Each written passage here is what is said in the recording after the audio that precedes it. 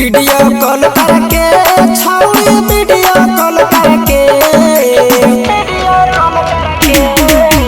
Video call करके छौड़ी video call करके दिलकई डीजे वाला छौड़ा बाके चुम्मा छौड़ी वीडियो कॉल करके दिलकई कैमरा वाला छौड़ा बाके चुम्मा छौड़ी वीडियो कॉल करके वीडियो कॉल करके छौड़ी वीडियो कॉल करके दिलकई डीजे वाला छौड़ा बाके चुम्मा छौड़ी वीडियो कॉल करके दिलकई कैमरा वाला छौड़ा बाके चुम्मा छौड़ी वीडियो कॉल करके वीडियो कॉल करके दिलकई डीजे वाला छौड़ा बाके चुम्मा छौड़ी वीडियो कॉल करके डीजे कंचन राज हाजीपुर वैशाली।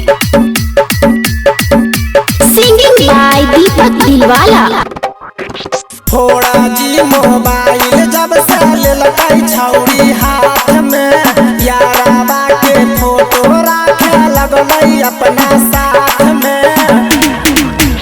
थोड़ा जी मोबाइल जब से लेलकई छौड़ी हाथ में याराबा के फोटो रखे लगलई अपना साथ में।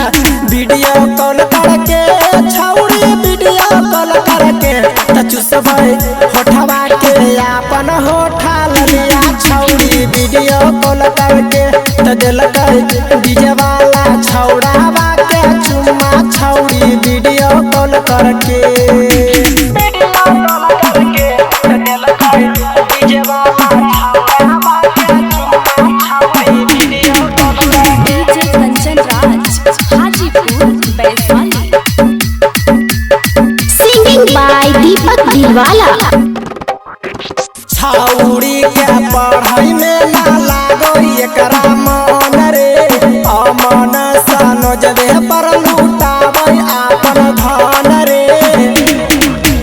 छौड़ी के पढ़ाई में ना लागो एकरा मन रे अमन सनो जबे पर लुटाबै आपन धन रे। वीडियो कॉल करके छौड़ी वीडियो कॉल करके दिलकई डीजे वाला छौड़ा बाके चुम्मा छौड़ी वीडियो कॉल करके दीपक देखिए जे ललकई चुम्मा देते छौड़ी का वीडियो कॉल करके। आकृति रिकॉर्डिंग स्टूडियो गोगरी कुंडी।